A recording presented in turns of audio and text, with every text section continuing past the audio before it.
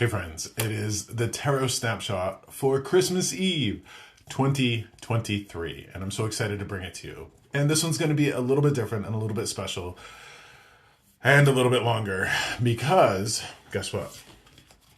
I am announcing my very first Oracle deck. So at the very beginning of my spiritual journey, the two things that kind of really woke me up to spirit was working with my ancestors, building family trees, and the runes, the Nordic runes, R-U-N-E-S. For those who aren't familiar with the runes are the very first alphabet for Northern Europe. It is the very first writing system. But the runes are symbols. There's 24 of them, 24 letters, if you will. And just like the Hebrew alphabet or the Egyptian hieroglyphics, they are symbols that represent different ideas or concepts. So I am so excited to announce the Spirit of the Runes Oracle deck. That's my very first Oracle deck, and it's not available online yet. I just got it in yesterday, but I want to do a little bit more today with the Tarot Snapshot. So this is the Tarot and Rune Snapshot for Christmas Eve. But let's take a look at these cards. Designed, created by me, Othala, Degas, Ingwaz, Lagus. And they all have meanings. Manaz, Awaz. I'm just so excited. And this right here, you and me, this is going to be the very first time that I read with them, that I actually pull from them and read from them. There will be a link available. I'm eventually going to get these up on Amazon. We'll be selling them through our website, and they're going to go great with my book, The Beginner's Guide to Runes. So I actually did write a book. This was the very first book I published, The Beginner's Guide to Runes. I'm so excited to share this all with you. So let's do the tarot cards first. So the Tarot Snapshot is this reading of who we are in this moment, what vexes and perplexes us, what heals and reveals. So 3 cards. But then what I'm going to do is I'm going to shuffle the tarot 5 times to get the cards to where they need to be.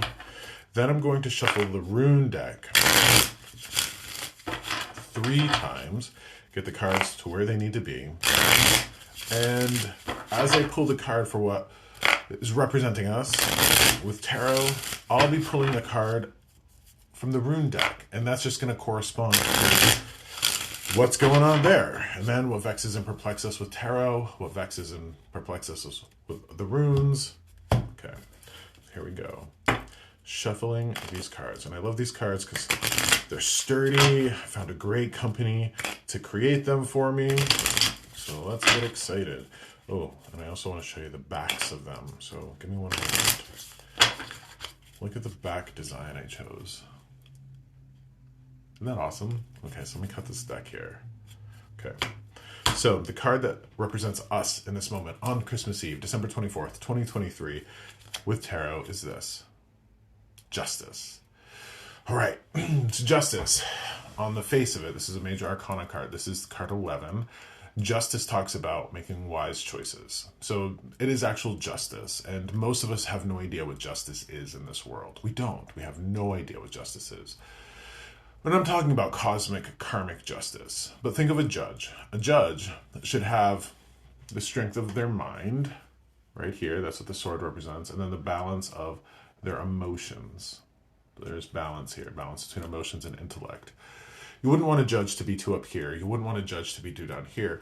You have to be this. We have to balance our intellect and our emotions. We do. We can't be too intellectual. We can't be too this. Okay.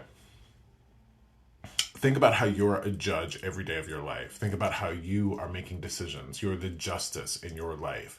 Every day you're making the decisions. Are you smoking? Are you not smoking? Are you eating bad foods? Are you eating good foods?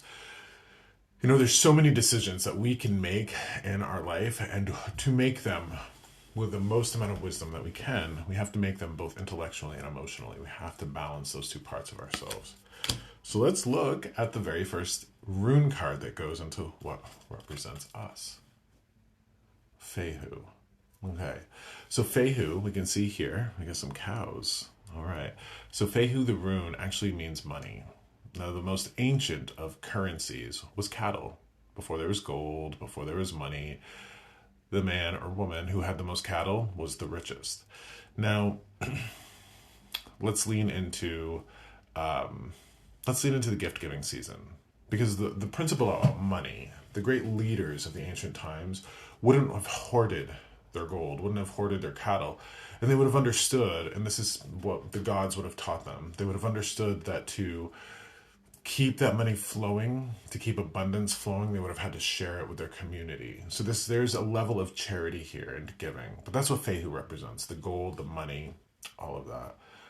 But also a deeper level of charity and giving. But let's combine the two. So we have justice and Fehu. When we give in a charitable way, to making gifts. Think about all the people in this world that are making Christmas offerings right now. You got to use your mind. You got to use your heart. What can the person use? What would the person love?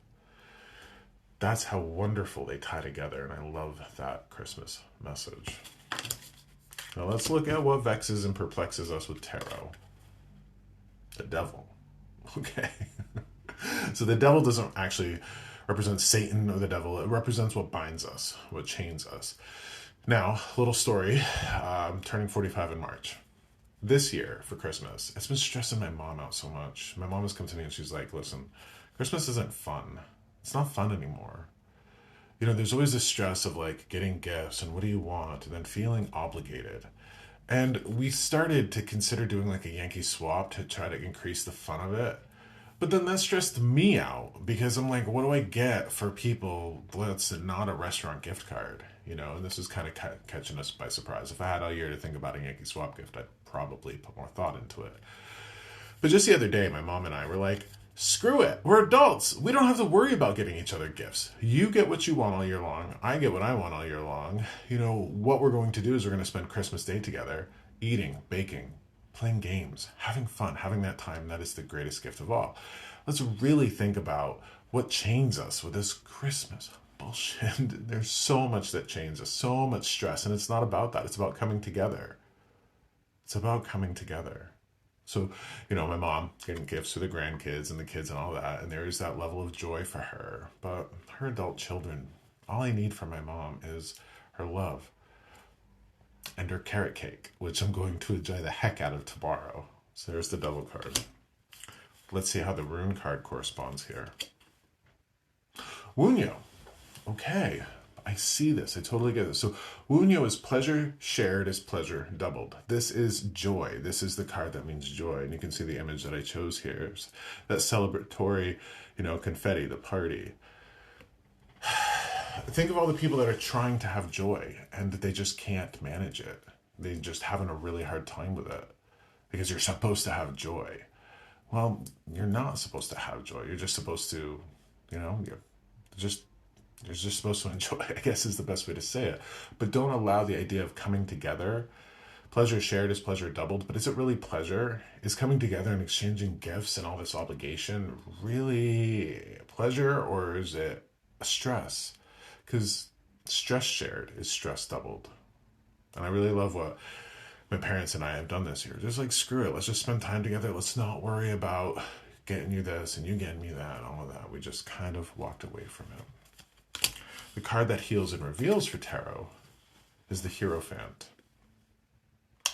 I'm fascinated that every card for tarot has been a major arcana card. These are big deals. So this card right here is Greek for priest. The Hierophant represents that. So this is talking about family. This is a card that represents a structure of family. It is organized religion. It is that organized structure.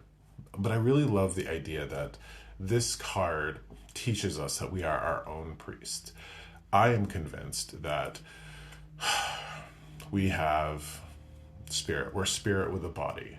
That spirit is a spark of divinity. Your spirit, before it was taught all sorts of awful things by this world, knew love, wanted to love. And you have the greatest wisdom on the inside of you. You do, because you're a spirit. Your spirit is made of love.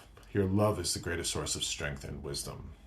It truly is. When you have to carry a burden for somebody that you love, you become the strongest you could ever be. When you have to solve a problem for somebody that you love, you become the smartest that you could ever be. That love is the greatest force that you have, and you have it in spades. It's inside of you. If you're a parent, if you had 3 children, you could love them all. If you had 13 children, you would love them all. Your love never runs out. So with this being said, for folks that do love Christmas services, for folks that do go to church and all that, please, do that if that brings you joy and peace. But don't forget the wisdom of your own spirit. Don't forget that you are a spirit, and you don't need a priest to tell you that you're holy, because you're holy. You're just holy. You were born holy. So that's what heals and reveals, understanding that we are our own spiritual authority in all matters. Let's look at the rune card that corresponds to that. Tiwaz.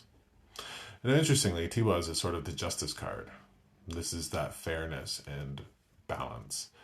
This is the rune that represents justice. You can see the image of the sword in the background there. Those who wield a sword, think of knights of chivalry. Those who wield a sword, well, they're defending.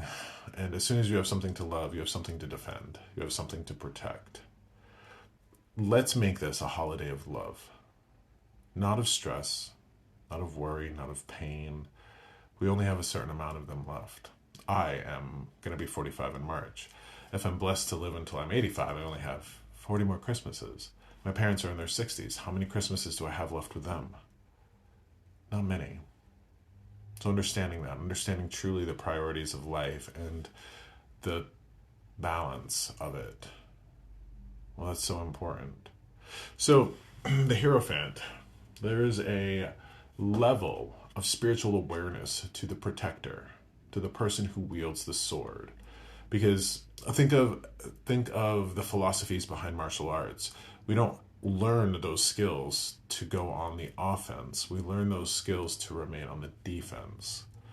And the decision that my mom made and I for Christmas, that was one of wisdom for us. That was one of defense, because we decided to protect one another. We decided to protect ourselves from the stress and the pain and the turmoil of like, oh my gosh, what is this that we're caught up in? We're adults. Let's just enjoy one another. We don't necessarily have to do presents. And that's not shaming or putting down anybody that's doing presents. Seriously. It's just that my family and I were like, we're not going to do it.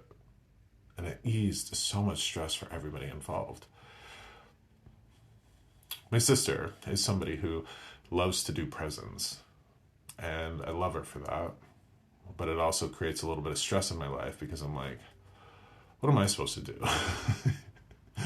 She just goes about it in a completely different way.